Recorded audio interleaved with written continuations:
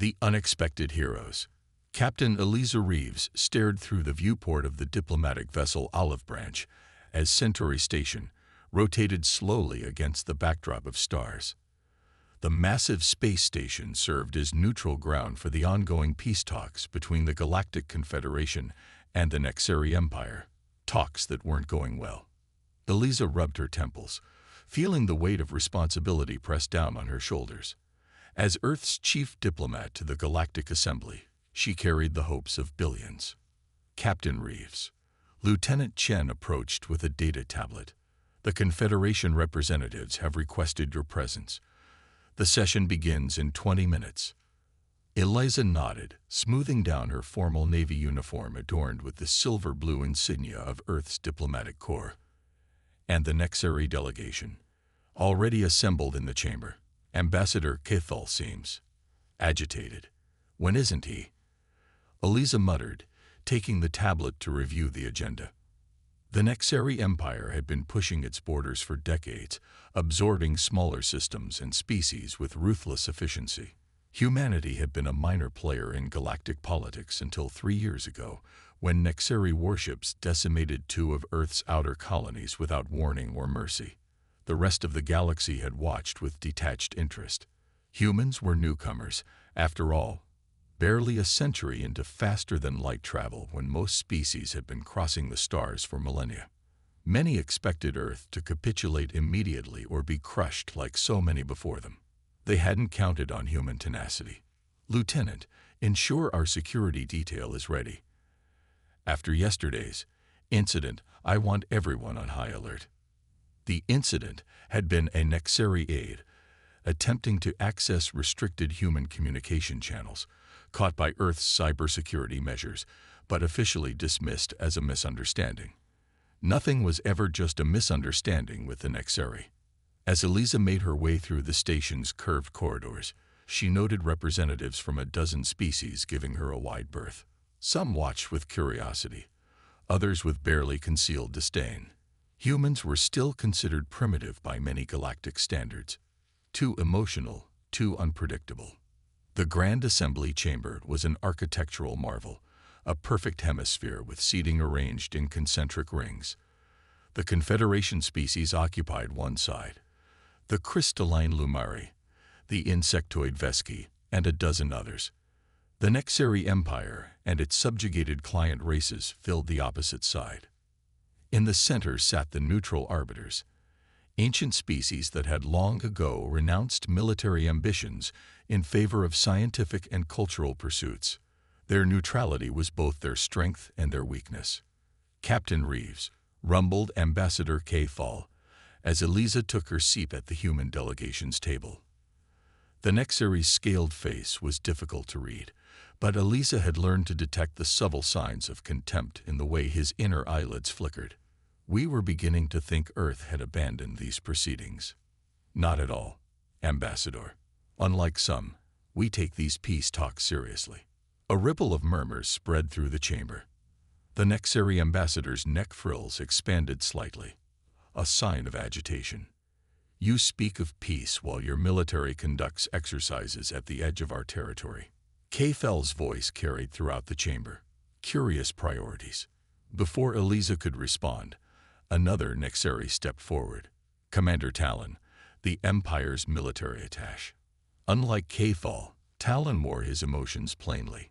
His posture was rigid, but his eyes lacked the typical Nexari arrogance when addressing humans. Captain Reeves, Talon said, his voice surprisingly soft for a Nexari officer. Perhaps we could discuss the recent movements along the Rigel corridor in a smaller setting. There may be room for compromise. Cathal's head snapped toward Talon, neck frills fully extended now. Interesting, Eliza thought. Dissension in the Nexari ranks. She'd had several encounters with Commander Talon over the past months and had noted his unusual approach to humans, almost respectful, certainly more nuanced than the typical Nexari dismissiveness. I would welcome such a discussion, Commander, Eliza replied carefully. The Chief Arbiter, a Solani elder whose species communicated through shifting patterns of bioluminescence, pulsed gently to call the session to order.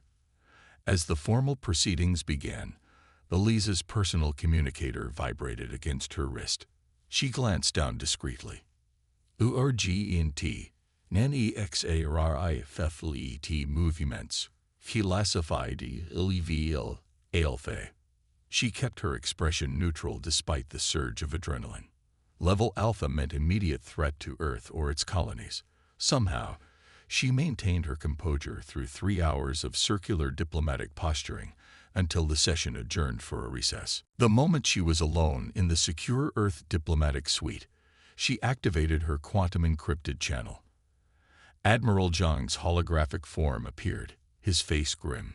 Captain Reeves, our deep space monitoring network has detected massive Nexari fleet movements.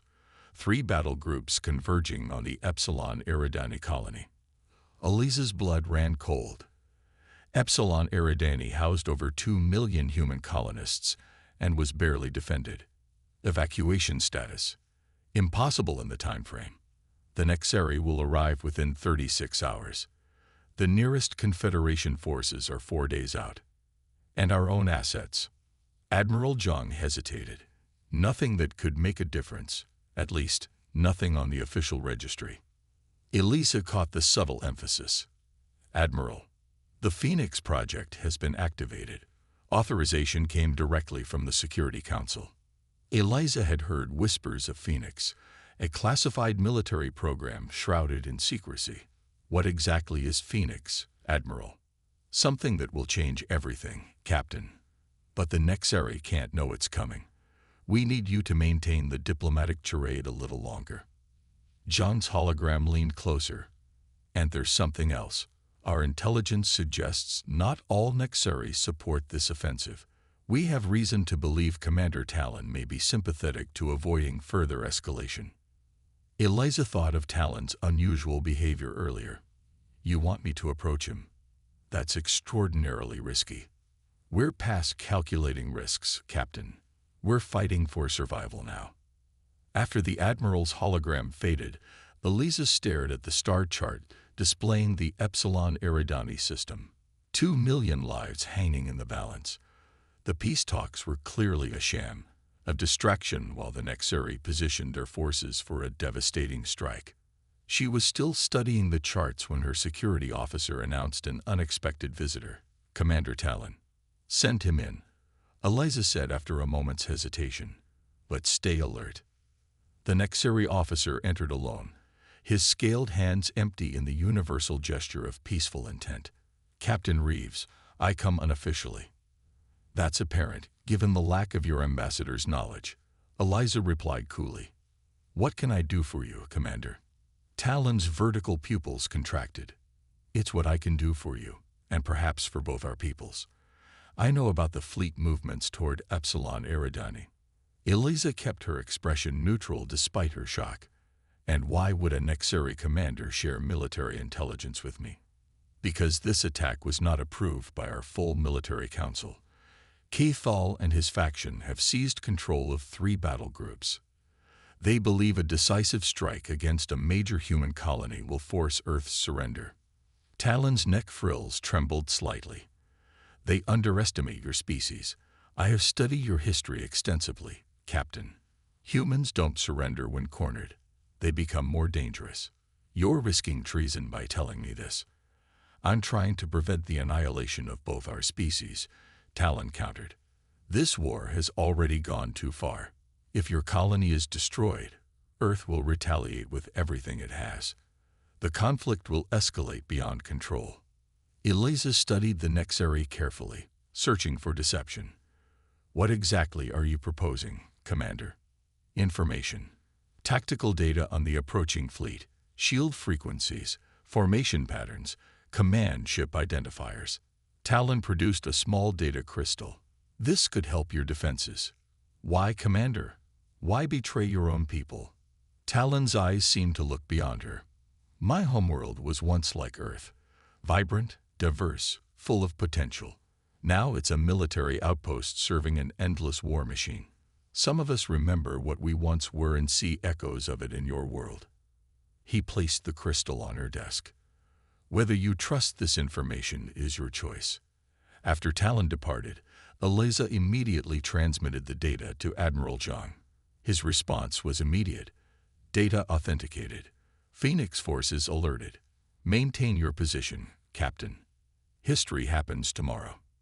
That night, as Centauri Station dimmed its lights for the artificial cycle, Eliza stood at her viewport watching distant stars. Somewhere out there, the fate of her species hung in the balance. She thought of Earth, its oceans and forests, its teeming cities and quiet villages. She thought of humanity's brief but turbulent history among the stars. Would it all end tomorrow? Her communicator chirped with an encrypted message from Earth Command. Phoenix rises at dawn. Stand ready. Morning arrived with news spreading through the station like wildfire. The Nexari attack force had been detected on approach to Epsilon Eridani.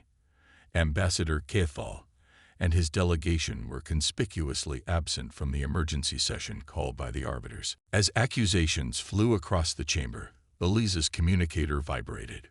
A single message from Admiral Zhang. Watch the feeds from Epsilon. Phoenix has arrived. The main display in the chamber switched to a live feed from the Epsilon Eridani system as the arbiters called for evidence of the Nexari aggression. What Eliza saw made her breath catch. Against the backdrop of the colony planet, a massive Nexari armada had formed attack positions, over 200 warships preparing for planetary bombardment. But they weren't alone. Emerging from faster-than-light jumps all around them was another fleet, sleek vessels of unfamiliar design, glowing with blue-white energy signatures never before seen in known space. On their hulls, the insignia of Earth. The Phoenix fleet had arrived. The Phoenix Ascension. The assembly chamber fell into stunned silence as the feed from Epsilon Eridani displayed what should have been impossible. The human ships, if they could even be called that, moved with a grace that defied known physics. Their hulls gleamed with an iridescent material that seemed to absorb energy rather than reflect it, making them appear as dark silhouettes rimmed with blue fire against the void. "What are we seeing?" whispered the Vesky representative, compound eyes fixed on the display. Eliza herself could barely comprehend it. Earth had somehow kept an entire fleet hidden from galactic surveillance. Not just any fleet. These vessels incorporated technology that appeared decades, perhaps centuries beyond what humanity officially possessed. The Phoenix fleet didn't wait for the Nexari to recover from their surprise. The human vessels accelerated at rates that should have crushed any biological crew, splitting into precise formations that enveloped the Nexari battle groups. What happened next defied conventional space warfare tactics. Rather than opening with long-range weapons fire, as doctrine dictated, the human ships closed to point-blank range with the Nexari vessels. Energy fields shimmered around the Phoenix ships as they absorbed the panicked Nexari defensive fire, growing brighter with each impact. "They're using tachyon absorption matrices," gasped a Lumari scientist. "But that's theoretical technology. No one has successfully stabilized a TAM field." Eliza watched as the human ships, their fields now pulsing with stolen energy, released it back in focused beams that sliced through Nexari shields as if they weren't there. It wasn't just the technology that stunned the observers. It was the precision. The human vessels targeted weapon systems and engines, deliberately avoiding life support and crew quarters whenever possible. They weren't seeking annihilation. They were demonstrating force with restraint. A Nexari communication broke through on an open channel, broadcasting throughout the chamber. "This is Battle Commander Cathal to all vessels. Stand firm. These are human tricks, illusions to mask inferior numbers." The response came in a calm, steady voice that Eliza recognized as Admiral Zhang. "This is Admiral Zhang of the Earth Defense Force Phoenix Fleet to Nexari vessels. Your attack on a civilian colony violates 7 sections of Galactic Covenant law. Power down weapons and prepare to be boarded, or we will be forced to take more decisive action." Thal's response was predictable. A barrage of antimatter torpedoes launched toward the human colony. What happened next would be discussed in military academies across the galaxy for centuries. 3 Phoenix vessels moved into the torpedo paths, their fields shifting from blue to a deep violet. The torpedoes, carrying enough destructive force to level continents, simply vanished upon contact with the fields, their energy and matter completely absorbed. "Impossible," murmured several species representatives simultaneously. The human response was immediate and overwhelming. The Phoenix fleet executed a maneuver that military analysts would later call the Terran Weave, ships moving in seemingly chaotic patterns that somehow formed a perfect tactical net. Nexari vessels found themselves isolated, their formations disrupted as human ships appeared precisely where they needed to be, as if anticipating every move. In the chamber, Commander Talon stood watching the display with an expression Eliza couldn't quite read. Was it fear, awe, relief? When their eyes met across the room, he gave an almost imperceptible nod. The feed showed Nexari vessels going dark as precision strikes disabled their systems. Others were encased in some kind of energy field that rendered them immobile. Within 20 minutes, half the Nexari fleet was neutralized without a single ship destroyed. "How?" demanded the Vesky representative, turning to Eliza. "Your species only achieved faster-than-light travel a century ago. These technologies, they should be beyond you." Eliza stood tall, feeling the surge of pride. "Perhaps you underestimated humanity's capacity for innovation, or perhaps necessity is truly the mother of invention." On the feed, the remaining Nexari vessels began retreating, jumping to faster-than-light as the Phoenix fleet allowed them to escape. Another calculated demonstration of restraint. The message was clear. "We could destroy you, but we choose not to." Admiral Zhang's voice addressed the fleeing Nexari once more. "Return to your territories. Earth will defend its people, but we have no interest in conquest. Let this be the last battle of an unnecessary war." As the chambers erupted in chaotic discussion, Elisa's secure communicator activated. Admiral Zhang's hologram appeared, his expression weary but satisfied. "Well done maintaining the diplomatic front, Captain," he said. "I imagine you have questions." "About 1,000,000, Eliza replied. "Phoenix wasn't just a military project, was it?" Zhang's hologram nodded. 5 years ago, we recovered a damaged precursor vessel from deep space, technology from a civilization that disappeared 50,000 years ago. While other species focused on reverse engineering the weapon systems, our scientists became fascinated with the propulsion and energy manipulation systems. And the Nexari never knew. We kept it compartmentalized. The Nexari arrogance worked in our favor. They couldn't imagine primitive humans making breakthroughs they hadn't achieved themselves. The ship's capabilities, they are beyond anything I've seen from any species, Eliza noted. That's because we didn't just copy the precursor technology. We integrated it with human approaches. The TN fields were enhanced with quantum entanglement principles our physicists developed. The navigation systems use human neural networks merged with precursor spatial algorithms. Zhang allowed himself a small smile. As it turns out, human creativity paired with advanced technology creates something neither would achieve alone. Eliza looked back at the assembly chamber, where representatives from dozens of species were still reacting to what they'd witnessed. What happens now? That's partly up to you, Captain. The Phoenix fleet has changed the equation, but we need diplomatic frameworks to create lasting peace. The galaxy now knows we aren't helpless, but they need to understand we aren't conquerors either. As Admiral Zhang's hologram faded, Commander Talon approached Eliza's position, ignoring the suspicious glances from her security detail. "Your Phoenix fleet," he said quietly. "Remarkable. Many believed the precursor technologies could never be integrated with modern systems. You knew about the precursor vessel." Talon's neck frills rippled in what Eliza had learned was a gesture of resigned acknowledgement. "Some of us suspected. The energy signatures near your Jupiter research stations were distinctive to those who knew what to look for. But Cathal and the war faction refused to believe humans could master such technology. They insisted on this attack to put humans in their place. And now everything changes. There will be those in the Empire who call for escalation, building our own versions of your Phoenix technology. But others will recognize this as an opportunity to end a war that has drained resources from projects that would actually benefit our people. Talon looked at Eliza with newfound respect. Your species had the power to obliterate our attack force, but chose precision and restraint instead. That was unexpected. Eliza considered her next words carefully. Humanity has fought enough wars in its history to know that how you win matters as much as whether you win. We don't seek the Nexari Empire's destruction, just our right to exist without threat. The next 12 hours were a diplomatic whirlwind.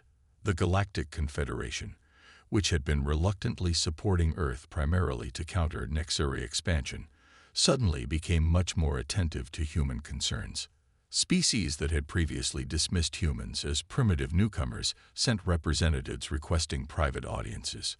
By the time the emergency session reconvened, the political landscape had transformed. Eliza found herself addressing not just an audience of skeptical aliens, but potential allies interested in what humanity could offer. The events at Epsilon Eridani have demonstrated that warfare benefits no one, she began. Earth did not develop the Phoenix fleet for conquest, but to ensure our survival. Now that this goal has been achieved, we propose a new framework for galactic relations, one based on technological cooperation rather than military competition. She activated a holographic display showing technical specifications, not of weapons, but of medical technologies, environmental restoration systems, and sustainable energy production methods derived from the same research that produced the Phoenix vessels. Humanity offers these innovations freely to all peaceful worlds, Eliza continued. In exchange, we ask only for recognition of our sovereign space and inclusion in galactic governance as full partners, not subordinates. A Lumari elder rose, crystalline form catching the light. And if the Nexari or others refuse peace, then the Phoenix fleet remains vigilant, Eliza replied evenly. What we believe today marks the beginning of the end of this unnecessary conflict. As if on cue, a new delegation entered the chamber. High-ranking Nexari officials, led not by the warmongering Cathal, but by the supreme arbitrator of the Nexari Empire himself. The ancient Nexari moved with dignity to the center of the chamber. The unauthorized military action against human territories has been disavowed by the Imperial throne, he announced. Those responsible have been removed from command. His gaze fell briefly on Commander Talon, who stood straighter under the attention. We recognize the demonstration of power and restraint shown by the human Phoenix fleet and propose immediate cessation of hostilities. The Supreme Arbitrator turned to face Eliza directly. The Nexari Empire acknowledges humanity as an equal power within this galactic region and withdraws all territorial claims to human-settled systems. The chamber erupted in shocked murmurs. The Nexari Empire had never, in 15,000 years of recorded galactic history, acknowledged any species as an equal. Hours later, as preliminary peace articles were being drafted, Eliza found a moment of quiet on an observation deck overlooking the vast starfield. Commander Talon joined her, keeping a respectful distance. Your promotion to Imperial Emissary was unexpected, Eliza remarked. Congratulations. A calculated political move, Talon replied. The Emperor needs those who understood humans before today to guide policy now. And what happens when the Empire builds its own Phoenix-class vessels? Talon's neck frills rippled in what Eliza now recognized as amusement. That assumes we can. Your scientists did something remarkable. They didn't just use precursor technology. They transformed it through human innovation. That combination may be uniquely yours. They stood in companionable silence, watching the stars. They're already calling it the day Phoenix rose, Talon said finally. The day that redefined galactic power structures. Eliza shook her head. I prefer to think of it as the day the war ended. Perhaps both are true, Talon conceded. Your species continues to surprise us. As Centauri Station rotated slowly against the eternal night, news of the peace accord spread throughout the galaxy. On countless worlds, Beings looked toward the stars with new perspectives. The humans, those upstart newcomers, had not only survived but had transformed galactic politics through a perfect balance of technological brilliance and ethical restraint. The phoenix had risen, and with it, a new era of galactic history had begun.